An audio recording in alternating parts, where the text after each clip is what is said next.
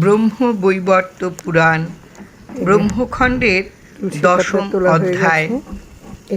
শরদিন্দু বিনন্দিত বদন কমলে মৃদু মৃদু হাস্যরেখা ফুটে ওঠায় সুপক্ক বিম্ব ফল সদৃশ ওষ্ঠাধর দ্বিগুণতর মনোহর বলে বোধ হতে লাগলো।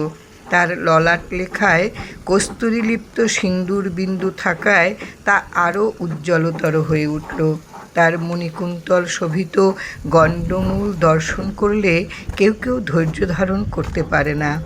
এমন অলৌকিক সৌন্দর্য সম্পন্ন প্রশান্ত মূর্তি ঘৃতাচিকে সামনে দেখে কামশাস্ত্র বিশারদ বিশ্বকর্মা কামোদ্দীপক শ্রবণ সুখকর নানা কথা বলতে লাগলেন ঘৃতাচিকে।